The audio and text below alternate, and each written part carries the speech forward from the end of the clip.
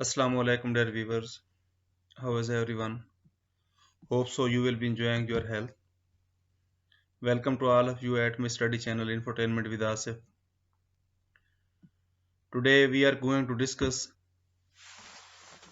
second topic of English literature, Middle English period or Anglo-Norman period in English literature. इसमें जो topic हम discuss करेंगे उनको मैंने लिस्ट कर दिया है। Introduction, historical background, literary trends कौन कौन से थे इस एज के अंदर, romances, chronicles, mystery and miracle place, morality plays. Next we will discuss the important main poets of this age, Geoffrey Chaucer, William Langland, John Gower or Dante. Important fact at the end we will discuss important fact. Middle English or Anglo-Norman periods कब start हुआ? Anglo-Norman period marked the end of the Germanic Saxon rule in England. England में जो Anglo Saxon थे उनका and हुआ था, उसके बाद एंग्लो नॉर्मन आए थे। On 14 October 1066 William the Conqueror won the Battle of Hastings and became the first Norman king of England. William the Conqueror की लीडरशिप के अंदर नॉर्मन्स ने, जो फ्रांस से आए थे, नॉर्मंडे इलाका है नॉर्मन्स, वहां से लिया गया है। बैटल ऑफ हेस्टिंग के मकाम पर एक जंग हुई थी एंग्लो सैक्सन्स और नॉर्मन्स के दरमियान, और विलियम द कंकरर ने नॉर्मन्स को लीड किया था और ये जंग जीत गए थे। और 14 अक्टूबर 1066 को विलियम द कंकरर को इंग्लैंड का पहला नॉर्मन किंग बना दिया गया था। और इसके किंग बनने के बाद, नॉर्मन्स की ओवरकम करने के बाद जो चेंजेस आई हैं इंग्लिश लैंग्वेज और लिटरेचर के अंदर, वो कुछ यूं हैं। England became a trilingual country during the Anglo Norman period. Trilingual यानी कि तीन मुख्तलिफ भाषे लैंग्वेज के बोले जाते थे, तीन मुख्तलिफ लैंग्वेजेस इस्तेमाल की जाती थी। Norman French substituted English as the language of court and high aristocracy. Norman जो फ्रेंच थे उन्होंने इंग्लिश की जगह पर फ्रेंच ले आए, दरबार की और जो उनके अरिस्टोक्रेसी थी, बादशाह थी, उनकी जबान बन गई। और Latin, only educated clergy spoke and wrote in Latin. और तीसरी, English belong to the masses and the ruled. Masses यानी कि अवाम जो थी उनकी ज़बान इंग्लिश थी, और जिनके ऊपर हुकूमत की जा रही थी और उनकी ज़बान भी इंग्लिश ही थी। Aristocratic taste for forms and tropes of French literature replace the heroic poetry and alliterative verse. क्योंकि जो एंग्लो सैक्सन था वहां पर हीरोइक पोएट्री और इलिटरेटिव वर्स हुआ करती थी, यहाँ पर अरिस्टोक्रेटिक चेंज आ गया था।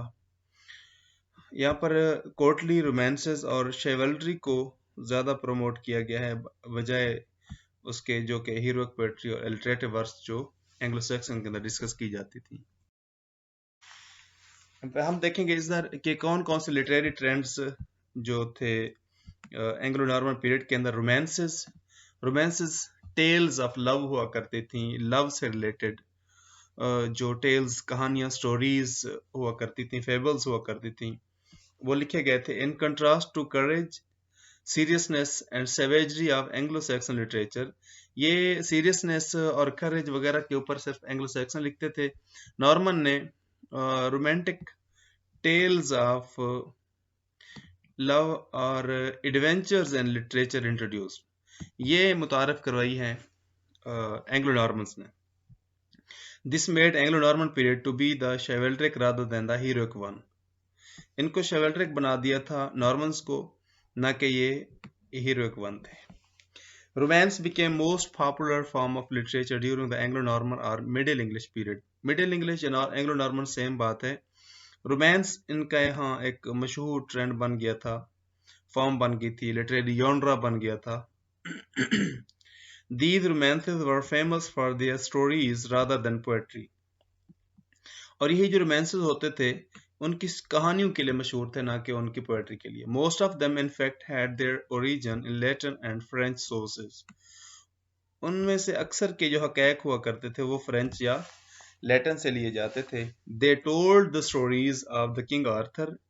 किन की स्टोरी बताते थे ज्यादातर वो? King Arthur, the war of Troy, इसके ऊपर मूवी भी है बड़ी खूबसूरत सी, the mythical doings of Charlemagne and Alexander the great.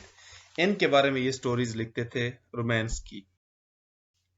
Next हमारे पास है क्रोनिकल्स. क्रोनिक से लिया गया है time line of the history. एक periodical orderly study of the history is called chronicles. In Anglo Norman period English literature chronicle became a well-established form of writing. जिस तरह Edward first 2, 3, इस तरह Charles 1, 2, 3, इस तरह तरतीब के साथ जो लिखते थे इनको क्रोनिकल्स कहते हैं.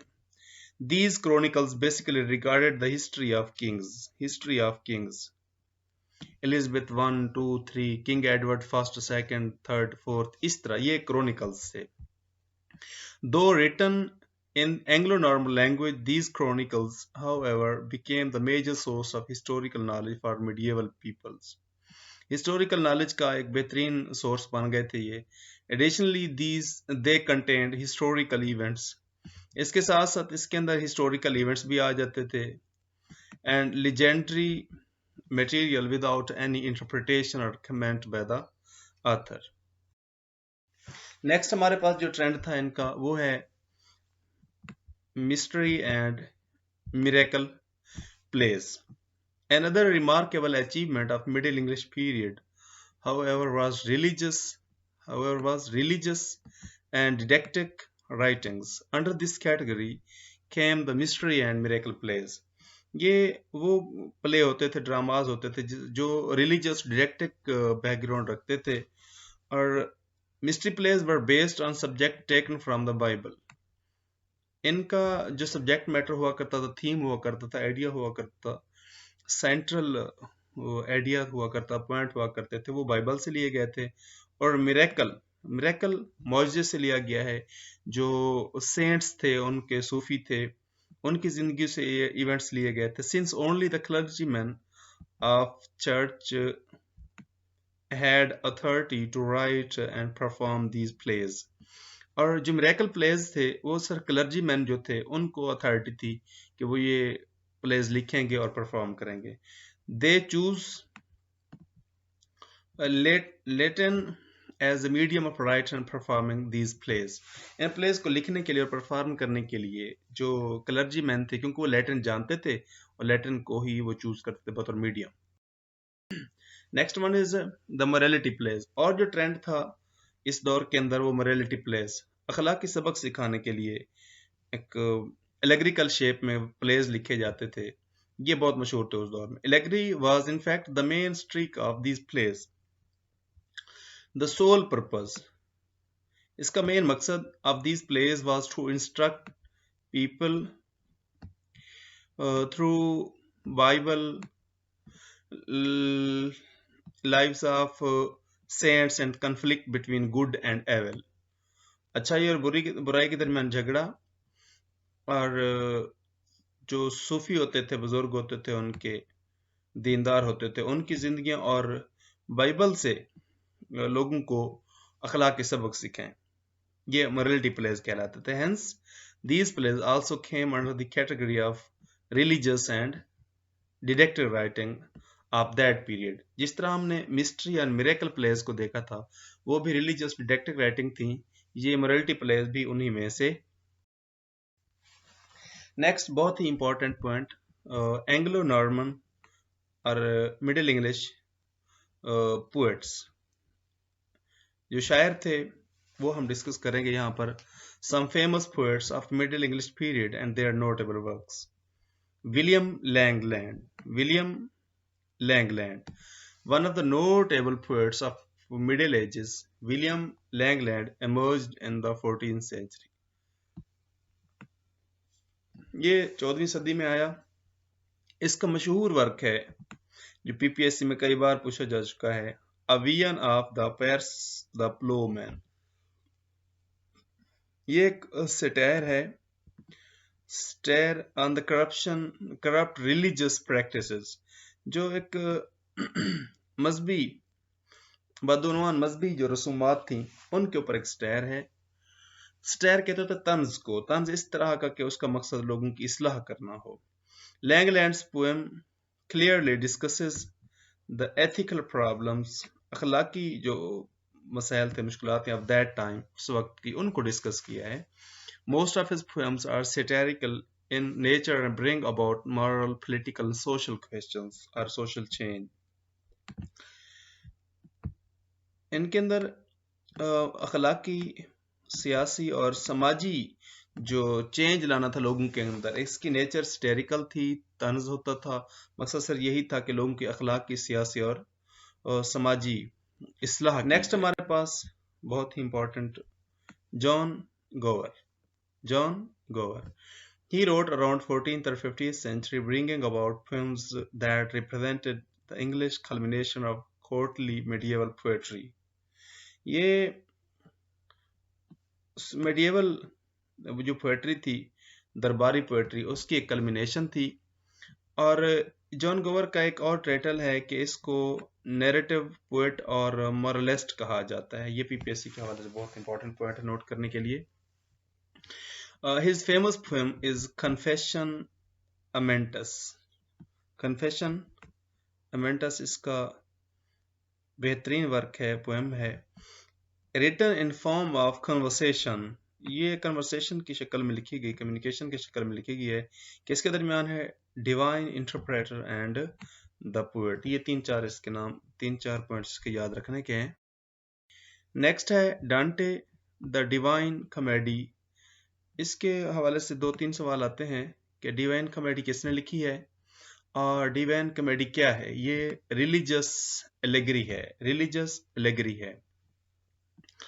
Dante, the Divine Comedy, composed in early 40th century. Dante's Divine Comedy is a trilogy. Trilogy क्या होता है कि 3 वर्क को इकट्ठे लिख के पेश किया जाता है। ट्रिलोजी ऑफ द पोएम्स, ये उसकी जो नज़मों की ट्रिलोजी थी। Charting the poets journey from, क्या क्या शामिल था उसका, कि शायर का सफ़र था कहाँ से, हेल इन्फर्नो, हेल को इन्फर्नो कहते हैं ओल्ड इंग्लिश में, या लैटिन है I think. Through purgatory purgation से लिया गया है, प्योरिफिकेशन यानी तज़किया नफ्स करने से, और इसका जो ओल्ड नेम है वो है परगेटोरियो, टू हेवन पैराडिसो। ये 3 पोएम्स इकट्ठे लिखी गई थी जिनको ट्रिलॉजी का नाम दिया गया है, इसलिए इसको रिलीजियस एलेगरी कहते हैं, क्योंकि हेल और तज़किया नफ्स और जन्नत ये सारे हमारे मजहब के साथ, क्रिश्चियन हो या इस्लाम हो, उनके साथ बिलोंग करते हैं। नेक्स्ट हमारे पास ये इस एज का जो एक स्टनिंग पॉइंट और bright star, age of Chaucer. पहला पॉइंट इसका ये है कि who is the father of English literature. Geoffrey Chaucer को father of English literature, father of English language, father of English poetry माना जाता है। Age of Chaucer toward the end of Middle English period came, covering the period from 1343 to 1450. It is the most significant time period in literary history of English literature. Chaucer made a fresh and distinct beginning in English literature and became the father of English literature as well as the father of English poetry. चौसर की वजह से ही आज की जो English की modern shape है, Geoffrey Chaucer की वजह से है, इसलिए इसको इंग्लिश लैंग्वेज, पोएट्री और लिटरेचर का फादर माना। इसका जो बहुत ही इम्पोर्टेंट और सिग्निफिकेंट वर्क है वो है कैंटरबरी टेल्स। कैंटरबरी टेल्स ये कहानियां हैं, स्टोरीज हैं डिफरेंट फील्ड से ताल्लुक रखने वाले लोगों से related. It is the collection of stories related by pilgrims of the different sections of society who are on their ways to Thomas Becket's shrine at Canterbury Tale.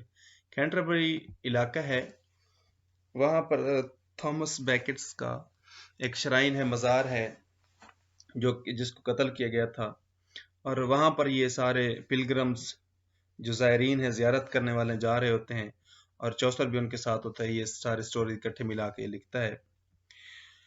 A landmark in the history of English poetry, furthermore, his introduction of a variety of characters into a single action, their engagement in animated dialogues, fulfilled every requirement of dramatists who were short of bringing their plays on the stage.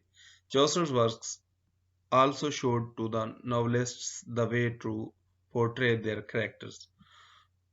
और बहुत सारे नॉवलिस्ट्स को भी यहाँ से लुकमा मिला है कि वो कैरेक्टर्स यहाँ से उठा के उन्होंने अपने वर्क्स लिखे हैं, और इसने अपने कैरेक्टर्स को एनिमेटेड डायलॉग की शेप में प्रेजेंट किया है कि ऐसे जो आपस में बैठ के गुफ्तगू कर रहे हों, बोल चाल कर रहे हों, ऐसे महसूस नहीं होने दिया कि थर्ड पर्सन उनको किस तरह पेश कर रहा है। उसने लोगों को ऐसे पोर्ट्रेट किया है जैसे वो गुफ्तगू कर रहे हैं साथ साथ, और ये भी उनके साथ डायलॉग करते हुए लिख भी रहा है एनिमेटेड शेप में। इसके दूसरे वर्क्स हम देखते हैं कौन कौन से हैं। Parliament of fowls, legends of good women, the book of duchess, the house of fame, the Troilus and Criseyde, ये इसके और वर्क्स थे। पेपर में अक्सर पूछा जाता है कि कैंटरबरी टेल किसने लिखा है, और जो बाजार शराइन था, मज़ार था, वो किसका था, किस जगह पे था, और एक इन था टाबर्ड इन जहां पर उन पिलग्रम्स ने स्टे किया था रास्ते में, वो पूछा जाता है, या इन में से कोई वर्क पूछ ले जाते कि ये वर्क किसके हैं। ये हमारे पास बहुत ही इम्पोर्टेंट पॉइंट है, important facts and timeline of the events. इस एंग्लो नॉर्मन पीरियड या ओल्ड इंग्लिश पीरियड के अंदर जितने इवेंट्स इंसिडेंट्स हुए हैं वो यहाँ पर मैंने पॉइंट आउट कर दिए हैं। 10-15 हैं, बहुत ही इंपॉर्टेंट है पीपीएससी के पॉइंट ऑफ व्यू से। 1066 के अंदर क्या हुआ था? Norman conquest of England. Next है 1096 से लेकर 1291 तक क्या हुआ है? क्रूसेड्स। ये लड़ाइयाँ होती रही हैं, रिलीजियस वॉर्स, किसके दरमियान? मुस्लिम एंड क्रिश्चियंस के दरमियान। 1170 को क्या हुआ था? मर्डर ऑफ थॉमस बैकेट, जिसका भी हम देख रहे थे श्राइन था जहां पर जाते हुए कैंटरबरी टेल लिखी गई थी। ये आर्क बिशप था, ये किसी चर्च का इंचार्ज था। किसके दौर में? हेनरी सेकंड के दौर में। हेनरी सेकंड के दौर के अंदर इसको कत्ल किया गया था। और 1210 को क्या हुआ था? English became the dominant language for all classes under the authority of Edward I. Edward first की अथॉरिटी में इंग्लिश को तमाम क्लासेस के लिए एक ऑफिशियल लैंग्वेज करार दे दिया गया। तमाम लोग जो थे डिफरेंट क्लासेस ताल्लुक रखने वाले, अब जो फर्क पहले था वो खत्म कर दिया, सिर्फ इंग्लिश ही बोली जानी थी उनके तरफ।